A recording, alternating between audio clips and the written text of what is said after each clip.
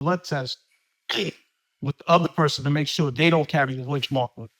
Wow. Because if they both had the lynch marker and they have a kid, the kid is automatic cancer. And for those who don't know, when he say marker, he means the gene. Mm-hmm.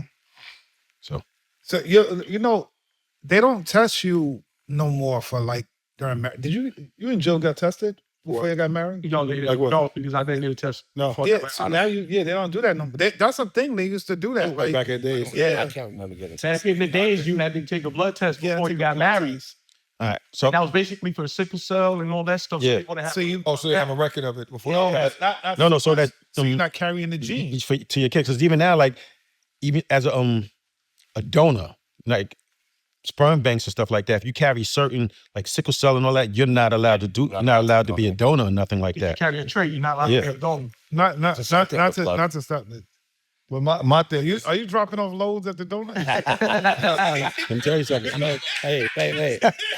How much are they paying these days? Listen, I ain't never heard. Listen. But the truth behind that, but nah, but like you know, listen, like when something like this happens in your family, Yeah. it's not only affecting the person that has it, because now your family has started getting their genes checked. Because my brother's the first person to pass away in my family from cancer. No one in my family, they died from old age, probably never cancer. he has kids, and the kids have to worry. Yes. And just saying because they had like if they something's wrong or they feel something wrong, they got to tell the doctor. Yeah. My dad has this. Right. Or, you know, just and that's okay. So like that was with me when I told them, you know, I'm bleeding out the rectum a lot and all this. I'm bleeding out the rectum a lot. My mom's had colon cancer, my brothers. And once I saw that he told all the history of everybody, it was like he even said, I'm not even supposed to give you this test, but due to the fact that you're telling me this, I'm gonna check these numbers on the low because wasn't even authorized to be done. I would think if I had it, I would want to get tested to make sure it's not being passed on if those markers match up. Yeah. Because if you're struggling with, I would never want to pass that on to my kids. Because even with my brother, when he initially got diagnosed with it, he got, you know, he did the surgery and everything, but what happened was he had 3 micro lesions on his liver that was not detected by regular CAT scans and all that stuff. So once he did all, like the first 6 months, he rang the bell, everybody saw it on Facebook. 3 weeks later, he went back, and just in that matter of time, those lesions turned into tumors. And what he had to do was call a PET scan. A PET scan detects everything. Anything, I don't care what it is. And They make you take a special dye for that test. yeah. What? You have to drink a dye. Yeah, so they can see it like your body is human. Body's known with everything so they can see everything in it. Yeah. So, but he was doomed from the start with his cancer because with his cancer, his cells mutated, his KRAS cells. Yeah. They mutated. And unfortunately, there's no cure, there's nothing that could turn that mutation off. He was supposed to live 6 months, but he did 16. Yeah. So, and this where I want, like, right now, like you said, we as Black men or men in general, we scared to go to the doctors because of what we find out. that's the truth. And what happens later on in life, when it does, God forbid, happens to us, we are now affecting our loved ones' lives. Correct. Because they the ones that got to sit there. They want to got to see God, you deteriorate, wither away. And it makes you feel helpless because there ain't shit in the world you can do to help that person you love the most. When I first got diagnosed, I remember when I had to go home and tell my wife. Looked in the face. I was good the whole time. She was good too. She looked at me. But once I saw her leave and go to the car, she didn't pop back in the house for like 48 That hours. must have been tough. I knew it was hard. Because that word is scary. Yeah, it's scary. Cancer is It's scary. But the thing is, for me, it's like, to me, I was just, in my eyes, it was just at the time, it was like, whatever I did. If I got paid for it, I paid for it. Yeah. You know, that's how I was looking at it in my ways. But, you know, I also had to look at the ways of how it was affecting loved ones. I didn't tell anybody for like a few months or a year because the first 3 people I told was breaking down and crying in front of me. And it made it difficult. And I didn't want that because my thing is like, y'all still here. Correct. Why are you crying right now? I'm still here. I'm still me. I'm still doing what I do. Don't cry. I'm here. Hear that. So then so I stopped telling anybody. And I got diagnosed basically the day after my mother's birthday. So I remember I didn't call my mother till like my first treatment because I didn't want to tell her. Yeah. Because I remember her when she called me when my brother was dying, and her crying like, "Yo, this is my third one. I'm not burying another one. This is the third one. Why he ain't taking me? He ain't taking it, you know." Because remember, I lost my brother in 2000 right there, and then I lost my other brother cancer. I lost a sister as well, but she was heart disease. Okay. So basically, it was hard for me to tell her. Because So she this could- woman, I don't want to hear this woman take it. Yeah. You know, she's strong and everything. But I remember once I told her the first, like, she came straight from the island back to New York. All right, let me ask you, we're dealing with this, right? Yeah, that's tough. For you, what is the hardest part about it? And not even like thinking, oh, I may die from this one day. I want to know what's the hardest part for you while you're living. Because, you know, The hardest part, yeah. after going through it, basically going through the treatments and everything, I don't wish the treatments on nobody. I don't wish that, and like I said, I don't even wish the disease on no worse enemy. Yeah. Because the way these treatments, you know, they have these new treatments, and I ain't say for me to be stage 3, and I didn't even have surgery at all. They didn't have surgery at all. You did chemo or anything, or I it was did just the chemo. okay? Chemo, What are the radiation. treatments like? Just give them a walk in your shoes on the treatments, on what you have to go through for this particular situation, just so people can get an idea of Your blood work, first day, what you come in, it's like a whole procedure. You go in, you get weighed in, sit down, wait for them to come, put the needle in your arm, order the meds. They set you up with one set of meds to like keep your body, you know, for allergic reaction. Then they give you the other one. Then you're there for like a half hour later down. But I made myself a regimen for that I did for myself because I heard a lot of people talking about, oh, it takes you out, it makes you tired, it does this, which it does. I won't front, it does. You feel really fatigued. But the new medication that they gave me, and before the whole thing for the treatment and everything, the way I was feeling like was trash. you're talking about 4 and 5 hours a day on these Wait, treatments. so right? is this inpatient or outpatient? It was inpatient. Okay. Basically outpatient. Outpatient. So you go in and You go like so you probably go like I was there for half every- hour basically because of the new treatments that they had. so you go like every other week. I was going every 3 weeks. All right. So my brother, he was going every other week, and what happens is Damn. the way your body reacts to it. So They were probably giving a special different type of cocktail. yeah, because it yeah, is. and then a steroid to help him. on top of that. You get a steroid, you get like a Benadryl Yeah. as well for the reaction. And so with his situation, he had a bag attached to him that he would take home with him, and that bag before he go like so if he go 1 week, the next week he'll carry that bag with him. and it fill up. And Yeah. all that. But the side effects affect everybody differently It based does. on the medicine, So based it's on been how a- that body's fighting, right? Basically, so I was really jacked up. I couldn't use the bathroom with none of that stuff. I was bloated for like 3-4 months hard. I didn't use the bathroom at all. Until I had my colonoscopy was when I used the bathroom because they make you take that special stuff to clear you out. Yeah. So that was my first time using the bathroom. That and then when I first took the first set of medication, because what they were trying to do was trying to shrink it so I could have surgery at the time. Okay. But the doctor told me when he did the blood work, we have this new medication, and since you didn't get the COVID vaccine, you have a special cortisone with you that works with this new medicine. Yeah. So let's try this new regimen. Let's see what goes on. Me and my wife consulted, and we did it. Did you do any trials? Nah, it was Just a straight chemo. Straight chemo. Okay. First, it was immunotherapy, which is All right. chemo as well. Mm-hmm.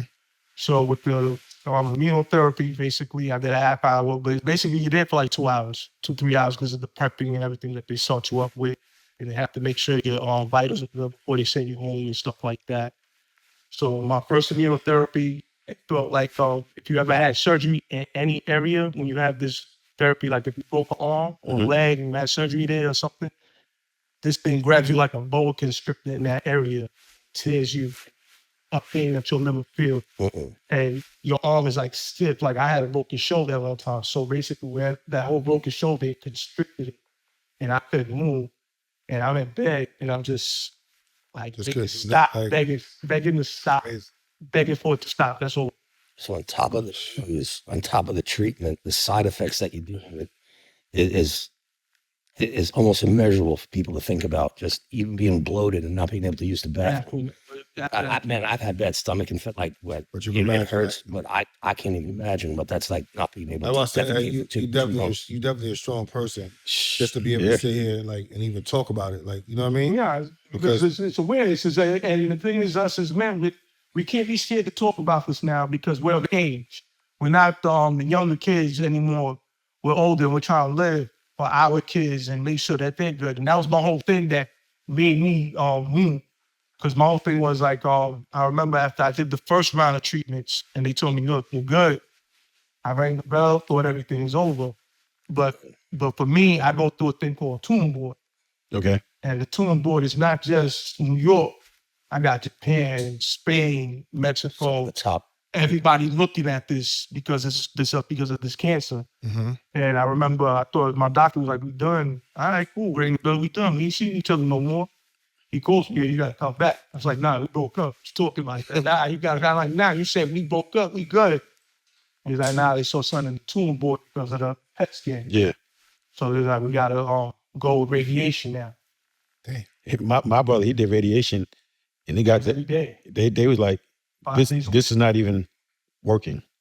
We can't even give you no more. He couldn't even get no more chemotherapy. week. Period. That was my older brother. He couldn't get no more chemotherapy. Why? Because it kept spreading. It just wasn't working. Yeah, it wasn't like when it stops working and they feel it doesn't work anymore. I remember my brother went for treatment and they was like, why is he even here? This is done. It's not working. Yeah, my mom's went through that. So they tried the chemo, everything, and then it was like just straight to hospice. Yeah, and my brother was in hospice, still going to chemo at the time. Mhm. And I remember my brother, we got home at like 3:00 in the afternoon. And I went to Puerto Rico for him while he was sick.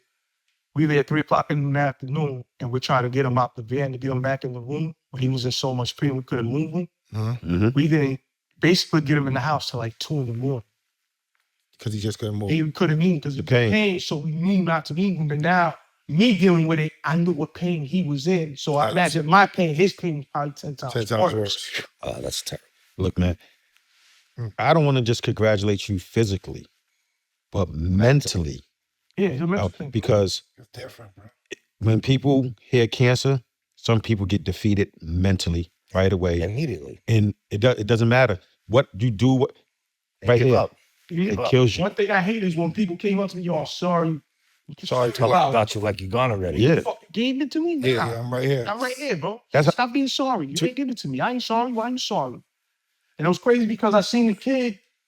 I say, while I'm battling this cancer, I saw a kid who walking. I'm in front of my friend's house. We talking. This kid walking with his head down.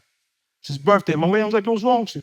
Just got diagnosed with cancer. I said, man, lift your fucking head up. You're still walking, ain't you? Yes. I think Still that's got Lift your head up. You're still walking, right? It's your birthday, right here. All right, be happy. You're still alive. Take your medication. I said, everything works wonders, man. Just be happy. My brother's biggest regret with cancer, the worst thing he hated, and tweet to tell you, that he couldn't work. Yeah. And that he had to sit in the house. He couldn't work. You gotta You live can it. take self work this whole life and then just tell him to sit his ass down. Like that's He what wanted to work. that You boy. can tell my wife, she'll tell you I was crazy because after chemo, I was still going to work every day. Nah, hey, you got a strong mind, bro. Yeah. Because some people, that's what it does. Anything, I mean, you go to the hospital, that's where people lose it.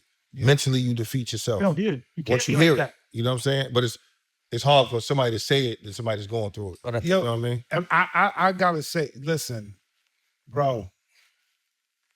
I don't know if I would have the strength.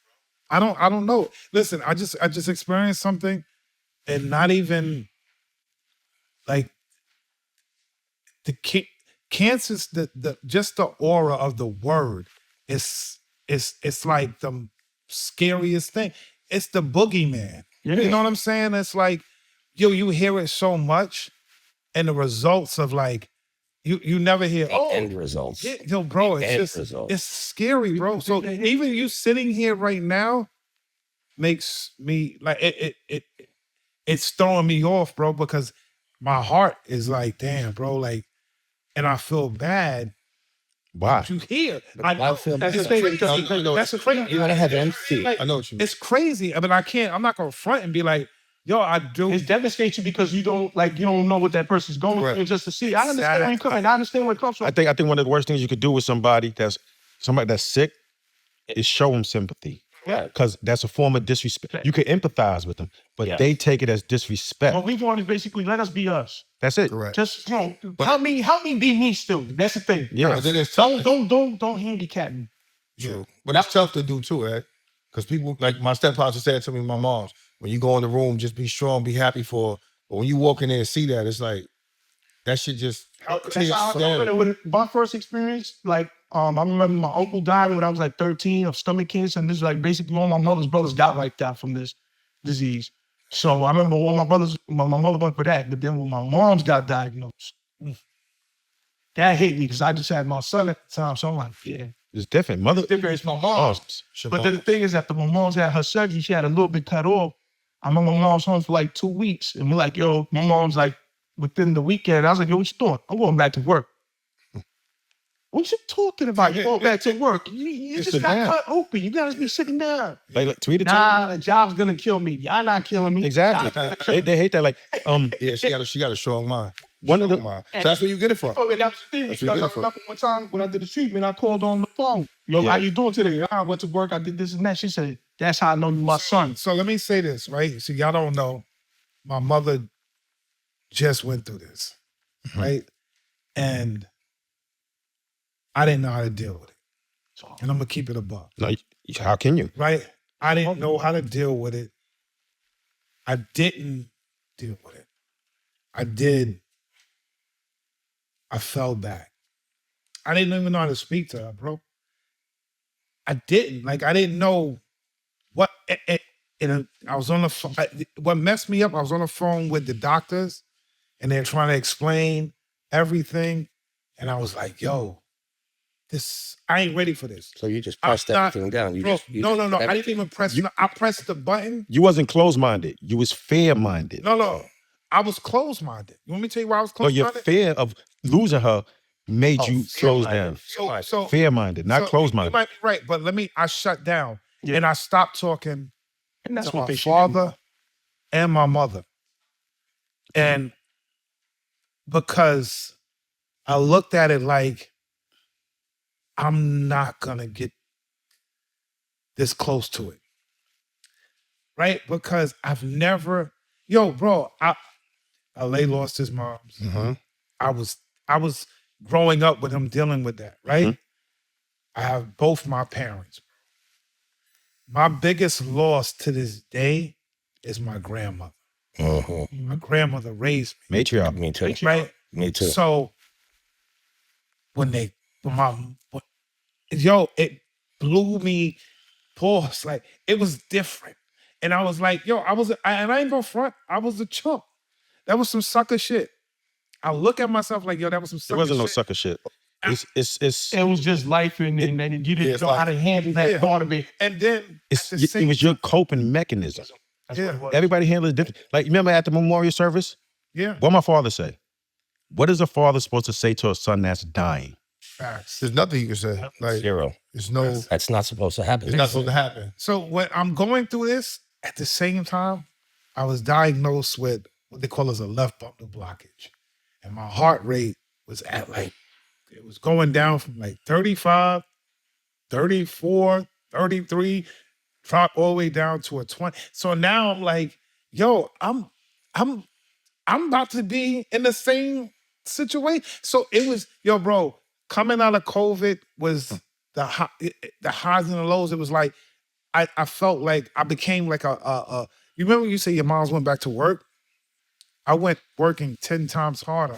You threw yourself I went into crazy. everything. You went back, to you not went think into about high. Bro, I wouldn't, because I said two things. One, I gotta leave my kids with a legacy. Like, if I'm gonna leave the earth early, what's my grandkids gonna know? Like, if they can't look me up and be like, my grandfather did this, then I wasted my time on the earth. So I became like that person. But then I lost my relationship with my parents. I had to rebuild all that. But bro, I always say, like, I took the coward way out. I was doing some coward shit. And I hate that I did that, but because now I'm in my parents' relationship strong with my mother. And but I can't, I wouldn't say If watching Shy go through that with his brother, I would say things like, "Yo, Shy, you gotta be positive." you're not. And I'm like, in my mind, I'm telling him the things that I should have told myself. The thing is basically you were pushing what you were told you wanted. yourself that you wanted to. The thing that hit me when I got hit what I had, because I'm just like, all right, this is colon cancer. When my brother passed away, I remember me congratulating my brother like 4 or 5 years ago. Man, you did your thing, you beat that. Beat it, right. Beat it. You did That's that. having a positive Spaz, attitude. like, you beat that. He looked at me, he said, nah, once you have it, you'll always have it. I ain't know what he meant by him saying, once you have it, you always have it. Talking about just basically my family. Once you have it, you always have it. Basically, because now I have to, after I go for all my doctor's appointments, I go every time I go, like next month I see Dr. Reiner. He gives me my my Guardian test. That's the new test that they have about to check for markers. Yeah. And it checks for I have to get checked for every marker. Everybody do that. You heard what he just said. So it's a Guardian test that I take, because they said they got the Cologuard and all that, but I got to take a Guardian blood test. So he gives me my Guardian test, and that checks all my markers of other cancers to see if anything hits. And he's like, your numbers are great. See, because I went from a 3.8, I'm at a 2.1 now. That's good. Hold on, look. Yeah, that's right. That's good. And the thing that also turned me on to get checked, by the time I got checked, was your brother's death. Because he hit me up, we used to talk sometimes. And when he suddenly passed away and I didn't know, and then somebody told me what it was, I'm like, damn, I'm going through so many things right now. I need to get checked out. Facts. I'm going through this. And I didn't even know what your brother was going through. He used to hit me up sometimes, and I never knew. That was another thing that woke me up. And then we had Kevin Williamson, another person that went to school with us. That's the thing. You never know what nobody's really going through because It's people got a scary. good way of hiding stuff, and they don't understand when you hold that in. That turns into even more of a problem because people don't want to let people know what they really going through. They want to make it look like on the outside everything is all right. When it's really, Because they don't want that. They don't want you feeling sorry for like No, but my thing is, you don't want to feel sorry. But my thing is, when I jumped out early and said that I could beat it, when I really didn't, when I thought I did beat it, and then I had to go through the other rounds, when people started calling me like, yo, fam, what should I look out for? What symptoms did you have that I should be checking up on? I'm like, yo, I had sharp stomach pains, check your poop. If you're pooping and don't look right, be concerned. If you're bleeding a lot, if you're feeling this type of pain, Then I started telling people it wasn't hurting for people to call and ask because, you let it Open the door. I open the door and let them check it out. Conversations. Don't be like, Tony Baker said, don't be scared to get your booty hole checked because, you got to get it checked. No, you're right. Because I even think a lot of people that's probably watching this or are gonna watch this or listen to it, they're gonna be more on point too. Because you got people that really don't tell you what's even going on with them at all. People really be like, nah, I'm good, and this and that. Then you hear later on that something happened to them. See my surgeon when I have to go see, because I have to see my surgeon. It went from monthly to 3 months. Now I got to see him every 6 months because he's the one that checks the area to make sure that it's fine, that it don't need surgery or my polyps or anything are showing over in that area. I feel bad because I told my wife one time, I said, I'm gonna have to buy this dude some flowers and chocolate. One time, I went in the room and he even said to my wife, like, you don't want to see this, and I was kind of like, yeah, you don't want to see this. I think a lot of people that sick, they have what I call is a burden syndrome. They don't want to be a burden to nobody. Like my brother, we tried to get him back to New York. Father built out the garage, made it kitchen, everything. And he said 2 reasons I'm not coming back to New York. Number 1 is my grandkids. And number 2, I don't want to be a burden to nobody. Right. And I said to him, let that be our burden because you would do the same for us. Facts. But when people they don't want that sympathy, they don't want to be a burden. Just treat them the same way you was treating them before you found out they were sick. And I think in doing that, it keeps them positive and it actually helps them live a little longer. That's why I even tell people, not even on the topic of shop, people are so quick to say when your kids get older, like, yo, let them get older. You ain't got to be there for no more. Look, man, life is too quick. Always gonna be You that want to stuff. be in your kid's life as much as you can. Go to 19. You know what I'm saying? Brian, we was talking about that. Do you know anybody? Insurance, I can. Do you know? Because That's my daughter. I have my son. My son's 24 on Thursday, and whatever, and so many people will be like, yo, like, I have people, my man's in the gym, they be like, my son will call me, and I'm like, yeah, I'm about to come grab you right now. They like, bro, you still going to pick him up? Yeah. Yeah. Like, that's my point. Yeah. That's my Yeah. shit, bro. Like, Yeah. Hey, You know what I'm saying? my daughter is 23. Let me tell you this. She's 23. She's in right now. She go to school in London and she's hanging out in Paris. I just sent her money while she's in Paris. Like, and I pay her phone bill right now. Like, I'm like, yo, my wife is like, so how long are you gonna keep this up? And I'm like, you do. I don't know till she married. I don't know. We we're gonna emphasize on that. We're gonna make that the next segment. Kashad's Hey, anti- well, hold on. I'm The different. thing is because the thing is for me is because like when I got hit with the second time that I had to do another round, Uh-huh. I remember I'm being in the car with my wife, and we're both just staring. And I forgot some song. The song came on by Vivian Green, and I forgot the name of it. And a tear came out my eye. My wife looked at me and she said, "This is the first time breaking down was wrong." And I looked at her and I said, "Who's gonna take care of y'all? Who's gonna take care of y'all? Who's gonna treat y'all the way I treat y'all? Who's gonna do it for y'all? Sure. Who's gonna do it?" Damn. First thing she said, "You are, because you're still gonna be here to do Yeah, it." that's a fact. You better upgrade her ring, nigga. Round of applause. Yeah, you better upgrade her ring. Yeah, son, she was a praying woman. She was there for me every step of the way. You know, she was there the whole time. She had my back the whole way through. We need to do, like Sha said, we do need to do a show on that. Yeah, but Because everybody got mixed feelings on that. Me, I feel like, I mean, the reason why I'm real close with my kids like that is because that's the relationship I wanted, like from my pops when I was coming up. Exactly. Like I That didn't you care if I didn't was have. 7, 28, I didn't have it. you want it. So I got it from the streets, you know what I'm saying? Because you really wanted that. And that was the thing with me being when I got sick, it showed me the true colors. So I was always hanging out with my boys and always out and everything like that. Where was they when you was going through this? Some were there, some wasn't there like they were supposed to be. But you know who was there for me? My Your wife. Oh yeah, that's a fact. That's your That's your best friend. My Yeah. kids. Yes. And that showed me a lot. And I tell her that every time. That showed me a lot. For sure. But I would rather be with my daughters and right now be with my daughters and wife now. That's like, That's everything. I go to work, I come home from work, I pick up my daughters, I'm at the gym with them, at Cleveland gym with them, and then Cleveland, I see you. Yeah, yeah. This is my God, man. His daughter got some hands, yo. Cleveland teaching people the yeah, right he way. teach the right way. And Yes. that's another fatherly area for Yes. kids because there's a lot of young boys there that don't Yeah. have, father figures, Yeah. and we're there. Even though they see me with my daughters, I'm still father figure to the boys and talk to them as well. And that's another thing we talk about this. But for that was the thing that was hard as well. I hate it for my two youngest ones. I didn't want them to know because I didn't want that to be a burden on their head. But I'm going Yeah, that's my brother did with his grandkid. He got 8 grandkids. All they knew was grandpa was sick, and he didn't tell him. He didn't want to tell none of them that he was gonna die. He wouldn't do it. That's crazy. He wouldn't do it. Because you don't want the burden on those kids. Because I remember as a kid, you seen one friend that lost a parent or going through it. That's a lot. Yeah, it's a lot. We were in elementary school, junior high, kids' parents dying of breast cancer or the mother has a different type of cancer, I wouldn't- And I'm telling you, it's more rampant now. Yeah. Like a lot, y'all don't know a lot. Like, do y'all know anybody from high school that lived past 60 that you went to school yet with? I'm not I mean, I said- I'm just no. What I'm saying is true. No. 73. Listen to the question, I know because you know why? We're dying, and we've been dying in our 30s, our 40s. Some of them is not even getting to see 50. We're dying young, and it's some things is unfortunate. Car accidents, all that's unfortunate, but Yep.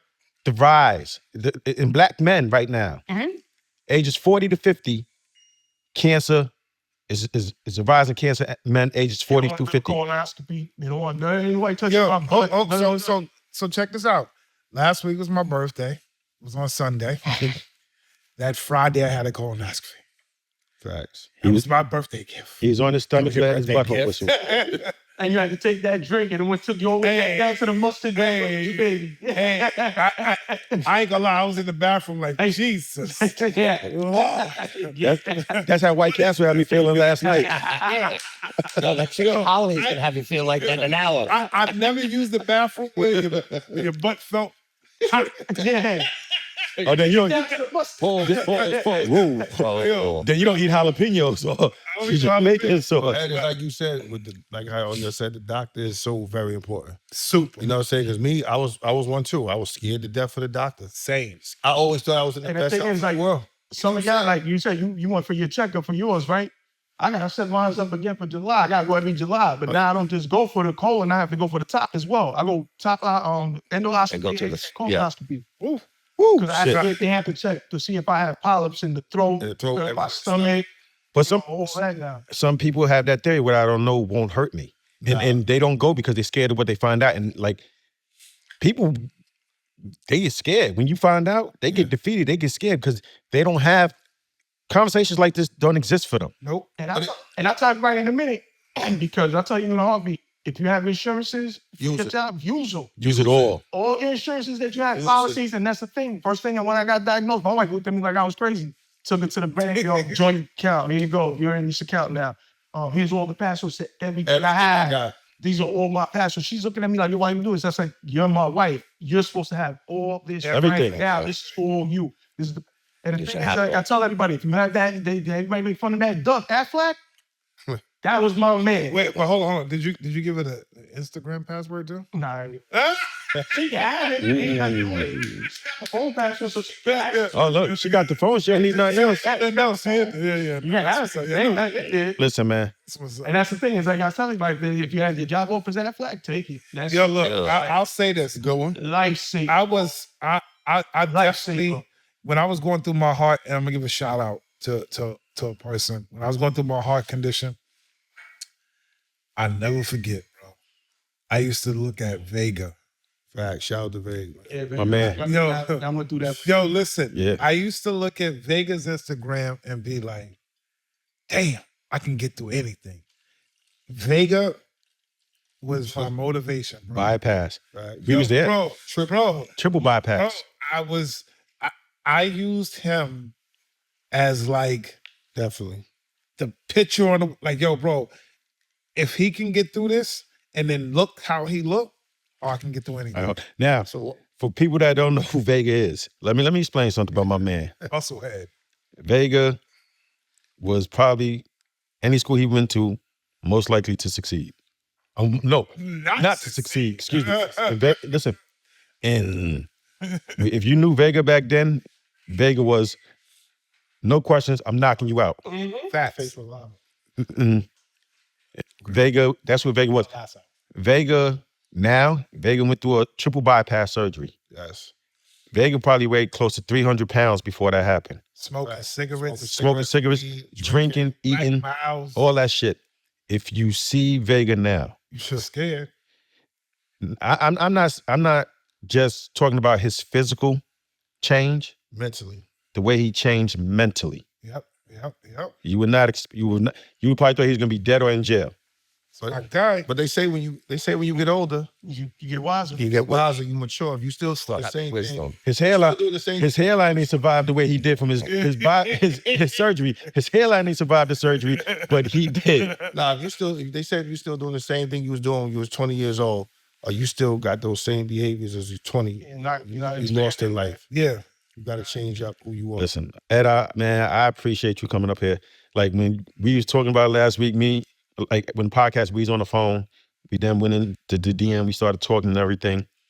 I appreciate you sharing because it's not easy getting out there, telling people your business, the shit that you're going through. And I'm glad you did because this is a sign that you can talk to people about what you're going through. You don't got to be scared. You don't got to be looked at as a sucker or something like that. It's okay for men to express what they're going through. It heals you. Does. It helps you. It's not nothing to be afraid of, nothing to be scared of. Talk, express yourselves. And I appreciate you, man. Appreciate you. God, thank you so much for And, coming and, and that's why I think I also think going off what Shah said, I think a lot of people use social media for the wrong things. Social media is an outlet for you to let out how you feel. Mhm. It's like your therapy. Either if it's music or whatever you do, or you going through something in life, those platforms are for you to let out that's your therapy. To let the world know what's going on. Because other people that had that same story, when they click on it, they like, damn, he going through the same thing, or she going through the same thing I'm going through. That's what these outlets is for. It's giving people the ability to not feel alone, that somebody else is going through it. Same thing. What hospital? Because I do I did Mount Long Sinai. Island Jewish. You went to Long Island Jewish for what? For your heart problem? So yeah, that's who. I did Long Island Jewish for long when I had Wolf Caucus and Mike back in 98. Now, what's that? focus on like that's a heart issue where you have your chambers in your heart when the blood flows and gets stuck on the top. Okay. I wasn't having the right flow, so they had to just Yeah, seal that's- it off. Yeah, so Yeah, you have I'm to not, place it. I was originally, I started with NYU. God That's my damn, wife man. works for NYU, but I'm Yeah. the Long Island Jewish, which is I forgot what is that? That Puerto Rican made you Northwell. strong. Yeah, Northwell, but Northwell's very Very good. very Very, good. very good. I did St. Francis St. Francis for my hospital. St. Francis. Like I had Great. something similar to what you did, but when they had me in there in September, I was there for 3.5 weeks with congestive heart failure. Well, listen, I'm glad none of y'all did Hempstead General when it was open. I did. Shit. Wait, hold on. You had congestive heart failure, Yeah, I was in the hospital. I've always had some heart issues. but do you I have a blood- pacemaker? I had one, and they took it out because it wasn't pacing. Yeah. That was years ago. It expired. No, No, I had it taken you out had it- before it expired. Oh, Yeah, so I just got mine last year. okay. I got 10 years ago. See, I was at the stage of the surgery before pacemakers. I would have had to get pacemaker, but I was at the they had that new surgery where they went through your Yeah. coronal area and sealed. Oh, yeah. Yeah. Yo, listen, when they told me that, the first thing all I heard was he said groin. I thought Yeah. groin. I was like, No, your femoral arteries and all that yo, stuff. bro, I didn't. You're not thinking about it at the time. You see the doctor looking like a damn DJ up there. Yeah, because you know, like I just my father right before my brother's memorial service, he had to go to like a week before he had stents put in the arteries, and then just this week he had to get it put in his carotid arteries in his neck stents. But do you, Because y'all it's crazy. Y'all all know this is like 90% of the shit is the stuff we eating.